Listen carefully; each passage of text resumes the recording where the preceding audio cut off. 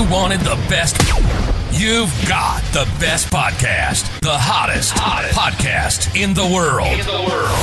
The Chris Voss Show, the preeminent podcast with guests so smart you may experience serious brain bleed. The CEOs, authors, thought leaders, visionaries, and motivators.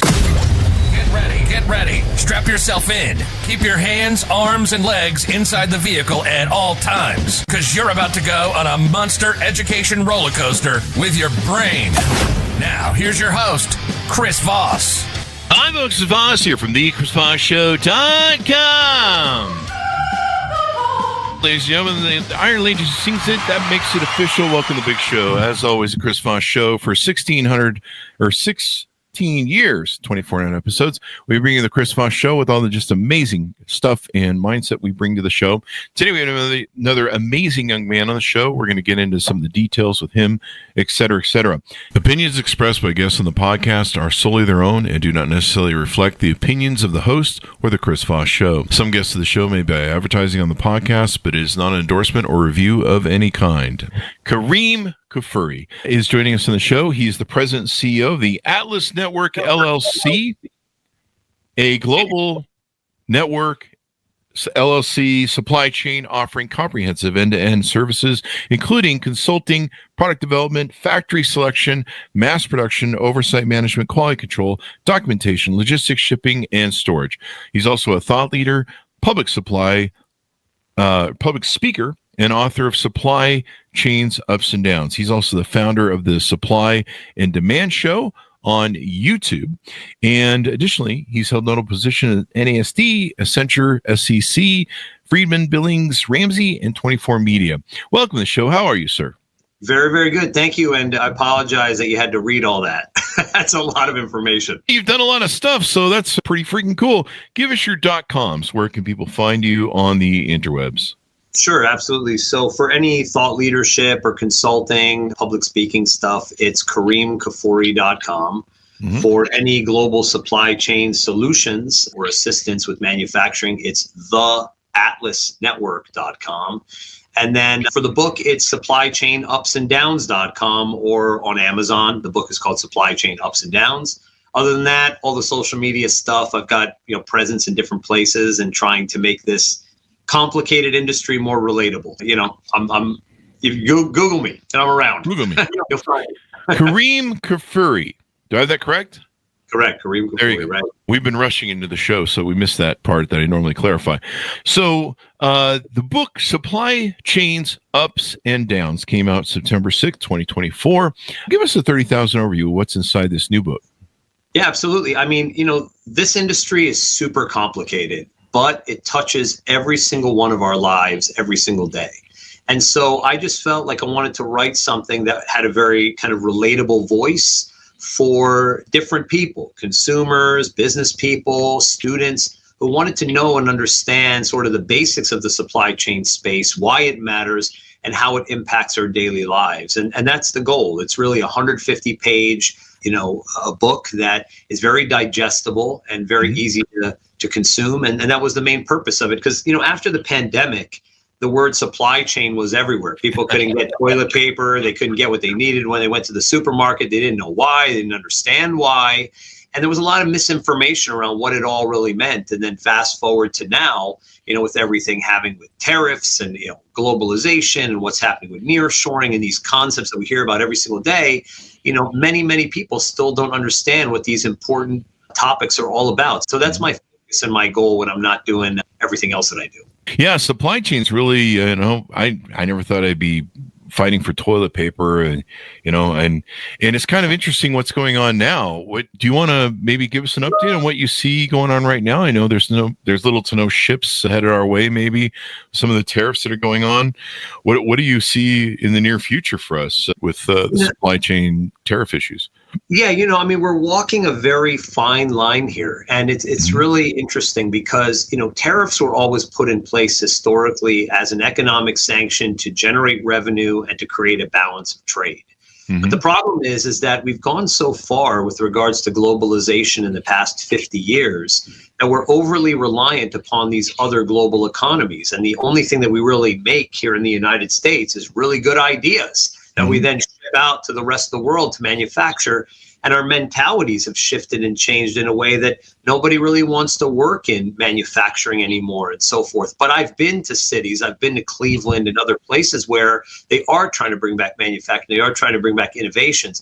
But we're talking about in a long runway, in a long time to come. We need to build infrastructure, we need to build resources and materials and output levels that can satisfy our consumer economy. So in the in-between, we've got this sort of real delicate mix here, because look at the second largest company in the United States, Amazon.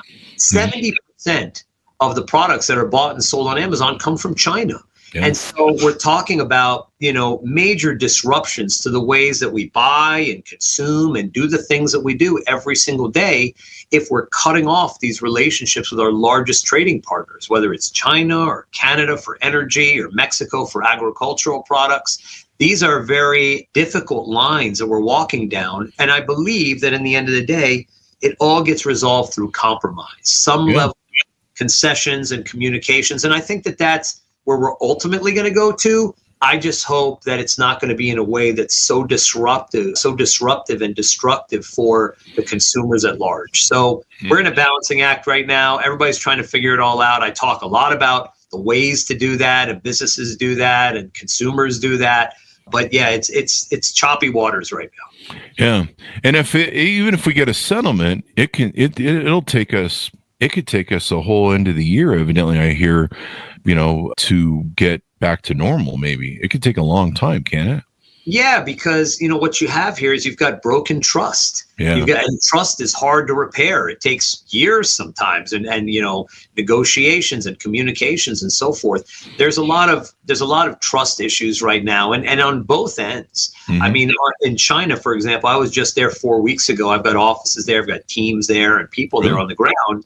Plus, I'm an ambassador of Alibaba.com, so I do a lot of work with them. But I also do a lot of work with the U.S. and consumers and manufacturing as well. I'm just in both worlds. Mm-hmm. And you had 16 million Chinese people, factory workers, that were taken to the streets, sort of protesting against what the government was doing, what the Chinese government was doing in this tit for tat situation, because they're all losing their jobs. Yeah. And here on our end, we've got products that are going to cost 3 and 4 and 5 times more than they ever could, and our salaries aren't going up by that much, month over month or year over year, to be able to sustain those major jolts to our wallet. So, it's only a matter of time before people get a little bit frustrated with what's going on here, and businesses start going out of business, and people start losing jobs, and things get more expensive, and you go from inflation to recession and so on and so forth. But I hope that this idea of putting a pause on it for 90 days and trying to get the tariffs right, and then maybe a negotiated settlement,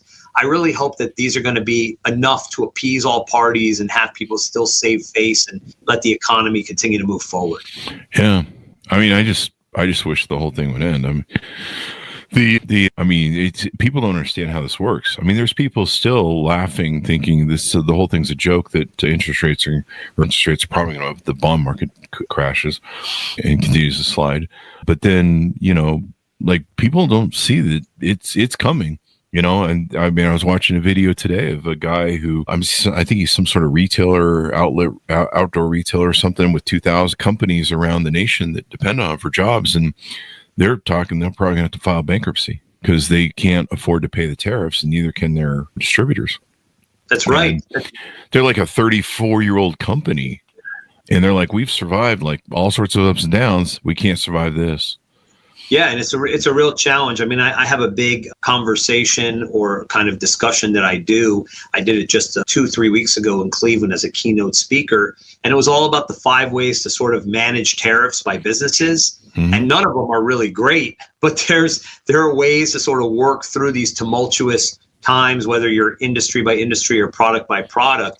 It's essentially absorption. Who's absorbing the tariff? Is it the supplier? Is it the brand? Is it an intermediary? Or is it the consumer? Or is it a blend of all of them? It's the deferral of the tariffs. Do you wait to ship, or do you bring it into U.S. bonded warehouses, and then kind of as you take goods out, you then pay the tariffs to sort of like segment that out? Terms and conditions. Do you get better payment terms with your suppliers? Changing your pricing. increasing costs and reducing the cost of your production in order to offset the tariffs. And then finally, the last one is alternative supply chains, because it takes a lot of effort and time to rebuild a supply chain. You have to look at materials and output, resources, technology, and finally the costs. And that's not something you snap your fingers and it happens overnight. So there's a lot to be thought about with regards to this tariff market, how to sort of manage it, deal with it. Yeah. And just even if it's sad that it takes so long for us to feel the effects, if people would have felt the inflation effects immediately when these tariffs were announced, there'd probably be such an uproar. And now we're just going to have this huge hole in our supply chain as it passes through this segment. And, when people see the, what they're going to be paying, they're going to be flipping shit. But by that time, it'll take probably half a year to repair this thing, if not longer. And get back to normal. And the reality of it is that it's not like the reason why it takes so long to come back to normal is because of the fact that nothing in the supply chain happens overnight. Yeah. Productions especially take 1-2 months to produce, then a month on the water. You're already talking about a 3-month situation to 4-month situation just with basic things that are happening every day. Yeah, I mean, to come to a resolution and it not have an impact or be felt for 6 months, like you said, absolutely feasible. Absolutely something we could all expect. And that may make Christmas, 3 times more expensive this year. Whatever you're talking about. Yeah, they're already talking about how that's going to be crazy expensive, man. Oh yeah. Yeah, it's insane. Anyway, what do you hope people come away with reading your book? What do you hope they learn? Like I said, I really think that they get a basic understanding of why supply chain matters, because the reality of it is that this was the most non-sexy 2 words you could ever think of. As a matter of fact, even to now, when you say the word supply chain, most people just gloss over. They just, what are we talking about here? And I totally get it, because it's very logistical and it's technical and there's a lot of moving parts and everyone just says, yeah, I just want my stuff when I need it. But the truth of the matter is that by us all having a basic level of understanding around what it is, why it matters, we can ourselves try to be in advance of any kind of disruptions that may occur and how it may impact our daily lives, whether it's that we need to stockpile some, or we need to, save for a rainy day, or we need to just assume that there's a tidal wave that's on its way to it. But our problem is that when we hear those words, we say, oh, there's a tidal wave coming. We just still stand on the shore looking at it. And that's, that's not the way to really operate in our global economy, the way that we work, because we're part of a global economy these days. We're not just, we tend to only want to see what's happening in our neighborhood or our county or our city, maybe even our state. But our world doesn't operate that way anymore. Our world is a interplay of global networks that have to come together every single day to basically deliver the conveniences of the way that we live our life. And I try to deliver some of that message in the book. Yeah. It's too bad we couldn't get somebody to read the book before they came with the tariffs and crap, but here we are. Yeah. And I do some fun stuff too, on my social media channels, Instagram and all that. I talk about things like, to make it more relatable, how Taylor Swift is like an amazing supply chain superhero, or like Mr. Beast, or just simple things like why bananas ship green, and just these simple ideas that people need to understand, whether it's regards to entertainment industry and consistency of shows and productions and logistics, or agricultural supply chain. There's so many facets of the supply chain that are important, whether it's, again, agricultural or fashion or entertainment or energy. Any of these things all have supply chain related and logistical components that we have to just somehow understand.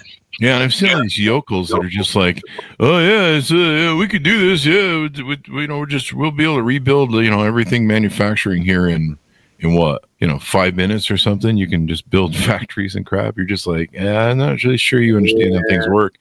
And the other thing is, there's so many moving parts, like little parts, right? Bolts and screws and this and that and the other, and there's a lot that goes into this. It's not easy, right? Correct. You could have the sheets of metal, right?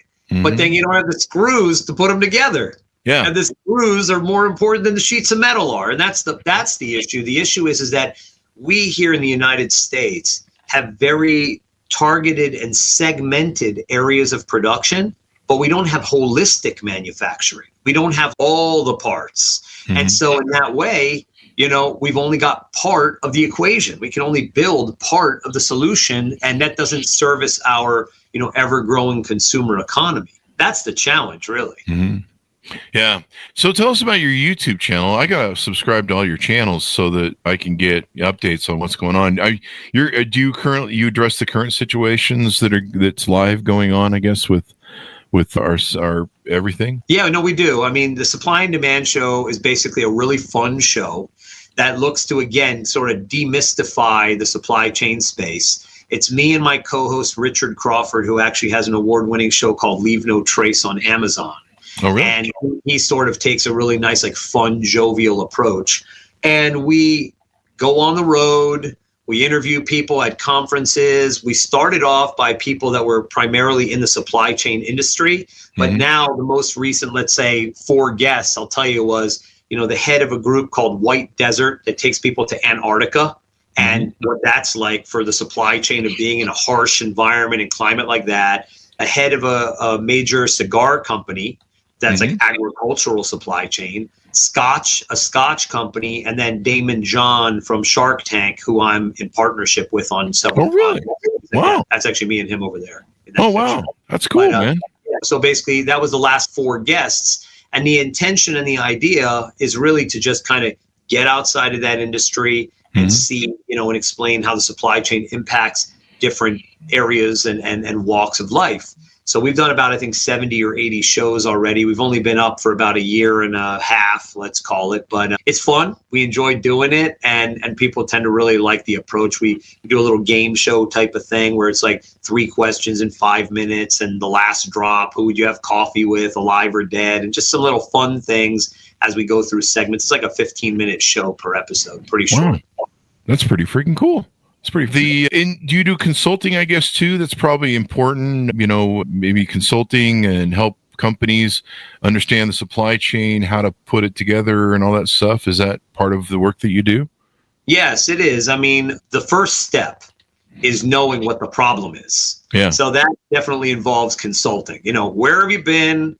What are your nightmare stories? What have been your challenges and issues, whether they're quality or costs or efficiency or communication? What are the problems? And then how can we basically be able to create a new supply chain solution to resolve those issues? So that definitely is a part of it.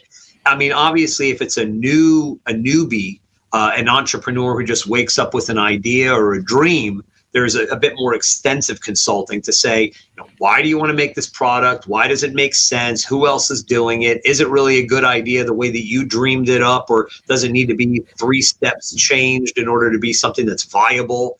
And yeah, there's definitely a good level of consulting and communication, either a new group that's never done anything before or an existing population that has had some bumps in the road and needs to sort of streamline things. And then we then pick it up from there into, all right, so here are the solutions.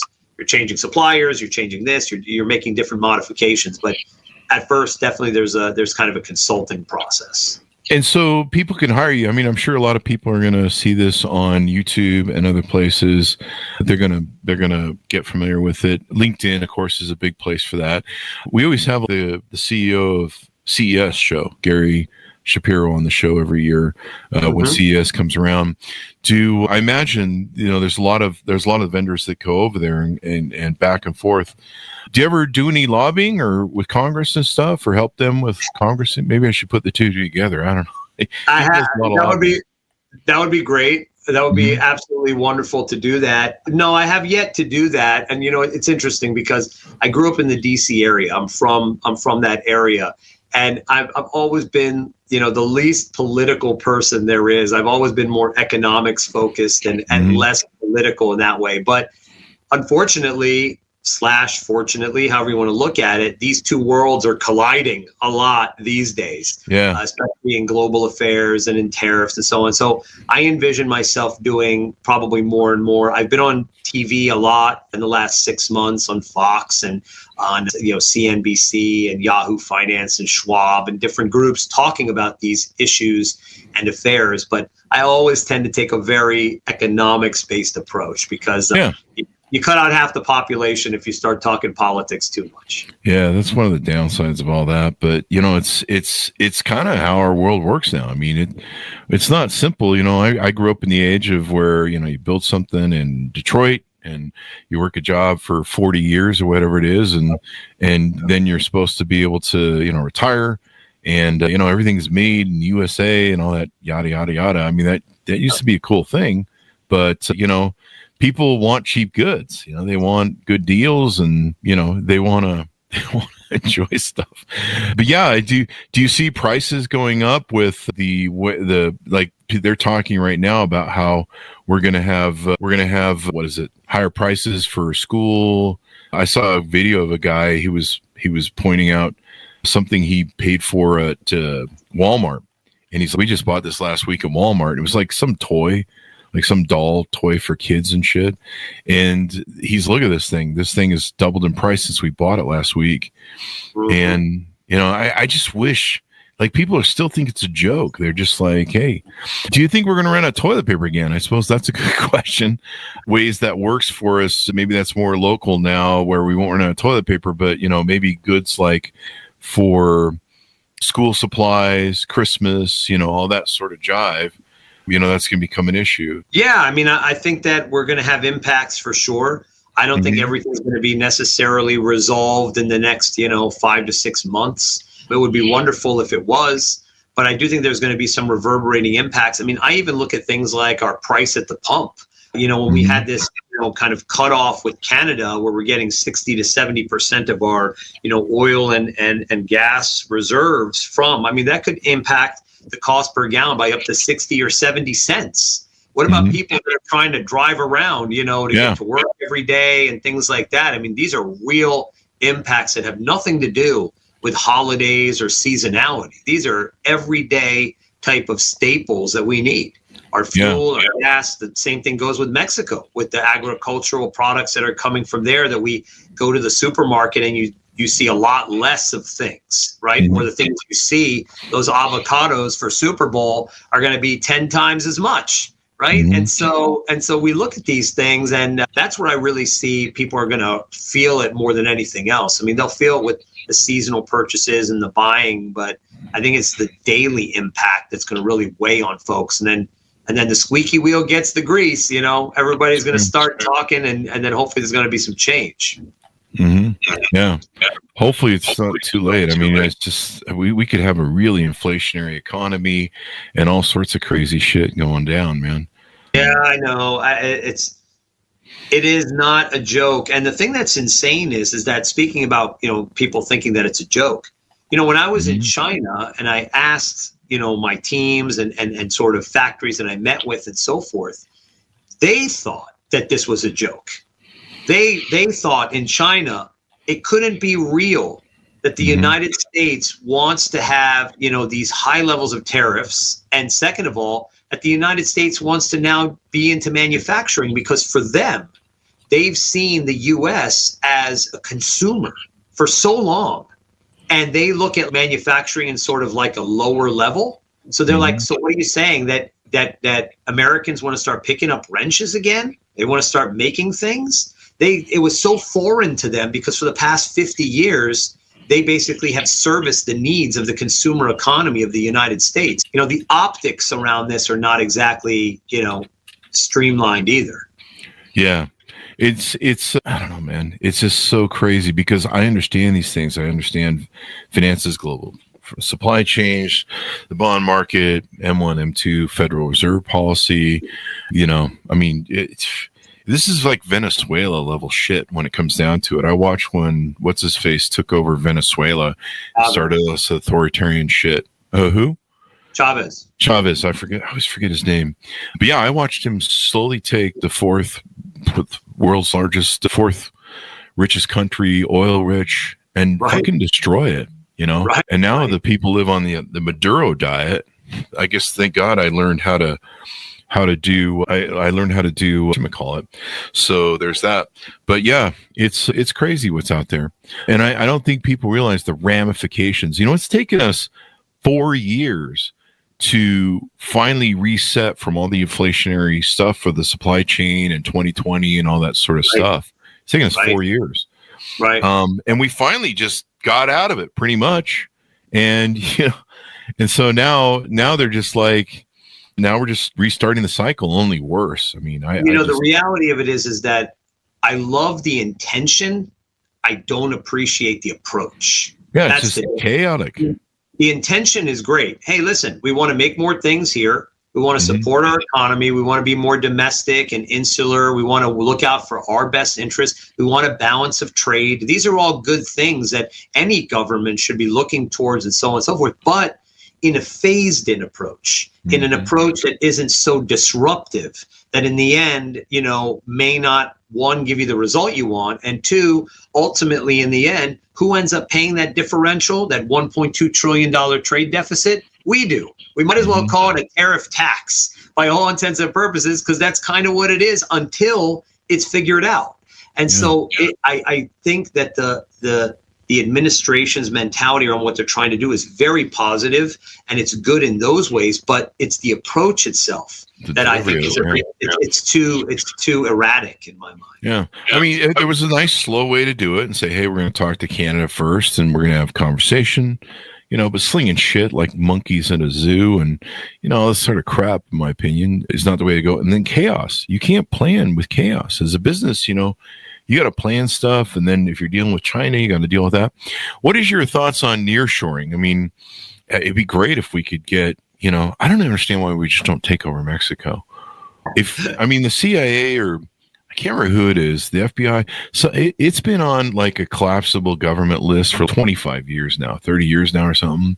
I mean, it's just, people can do whatever the fuck they want down there, which is weird because, if you tried some of that shit up here, the FBI would definitely come down on you. Yeah, I think the point is that nearshoring is always a great opportunity. Yeah. It's just that, one, you have to have the good relationships with those trade nations that are near to us, which we don't now, right? Yeah. With Mexico and Canada. And two, outside of that, you need to make sure that whatever they're producing, that it actually is able to fulfill or sustain the consumer needs. So again, do they have the materials, the output, resources, technology, and finally the cost that makes sense? And they're close, right? Because is closer really better is the question. And in some things, in some industries and products, the answer is yes. And in others, it may not be. So it's really product to product, industry to industry. But of course, anything that cuts down the transit time, anything that basically is in a similar time zone, a similar culture or language, or allows you to remove some levels of disruption that could occur, is always the most feasible way to do it. But it may not make sense for all products. But it's always a good idea. These days, it's going to be a challenge, but it is a good idea. So how can people onboard with you on your website, get to know you better? It looks like you also talk philosophy and leadership. How can people get to know you more? If they're interested in having you consult with them or work with them to help them through the things, how can they reach out to you as well in that regard? Yeah, absolutely. I mean, my website is KerimKfuri.com for any of my sort of philosophy and leadership, public speaking things, some levels of personal consulting, book information, things like that. But outside of that, as you mentioned before, I am the CEO of a 20-plus year supply chain solutions company, which is theatlasnetwork.com. And that's where folks can come and ask all kinds of challenges, issues, disruptions they have. And we look to help them out and solve them through our network of almost 2,000 suppliers and doing this business for a long time now. So give us a final pitch out to people as they go out, where they can onboard your .coms and all that good stuff. Yeah, absolutely. I mean, as I said, it's KerimKfuri.com for any philosophy and leadership and personal assistance and getting to know me and the relatable voice of the supply chain, which is what I'm trying to do in that space. All of the social media stuff, Twitter and Facebook and Instagram, YouTube for the Supply and Demand Show, as we said. and for any global supply chain related issues or assistance and solutions is theatlasnetwork.com. Thank you for coming on the show. Very insightful, and hopefully I don't know what we'll be doing next year, but we'll see. It frustrates me because we spent 3 to 4 years and people just do not have the brains to concept all this, I guess. What was it? George Carlin said, think how dumb the average person is and realize 50% of them are dumber than that. Like, you just explaining the math of the supply chain, money policy, how the world works, and then just to see people laughing while the world burns, because they think it's funny, because yeah, it's really cool on the libs, and you're like, yeah, I don't know if you've noticed, but you're the one getting, every day there's like all these people that are like online going, I didn't know that I would get screwed by Trump. I voted for him. And you're like, he told you what he's going to do. Project 2025, he all told you he was going to do tariffs and all that shit. And somehow they just thought that I guess the other party would burn and they wouldn't get anything on them. It's no, this is America. We're like a big lifeboat. If you start pounding holes in the thing, if we take on water, we all die. Yeah. Anyway. I just hope that we come to a balanced of trade. I think that cooler heads will prevail. And in the end, it'll all balance its way out. I'm a supply chain optimist. I think that we will go towards those places. I think there's going to be a little bit of some bumps and some pain along the way, but we're going to get there. That's really that's how I think it's going to go from here. Hold on to that life raft for the next little while, and I'll believe in your dream because I want to believe it too. So, thank you very much, sir, for coming on the show. We really appreciate it. Thank you, Chris. Appreciate it. Thank you. Thanks so much for tuning in. Go to wherever fine books are sold, order up the book, Supply Chains, Ups and Downs, out September 6th. Understand how the world works. Damn it. I figured most of shit when I was 30. What is your people's problem already? It just makes me mental what's going on right now. And people just laughing about it. You're just like, yeah, unfortunately, I don't have kids, so I don't have to worry about Christmas. And I got a few family members, but I don't have to worry about school supplies. I think there's a huge shock coming with school supplies coming up. Yeah. And if you're watching this 10, 18 years that we've been on YouTube right now, it's 2025. So just so you know, it's May 2025. So if you're wondering, if you're living in the apocalypse, AI bots roam around you, Terminator-wise, trying to kill you, and you're listening to this podcast, you'll know what started it. Anyway, thanks for everyone tuning in. Go to goodreads.com for Chris Voss, LinkedIn.com for Chris Voss. Chris Voss, one of the TikTok, those crazy places on the internet. And I hope I'll see you tomorrow. Take care. Be good. You okay with some of the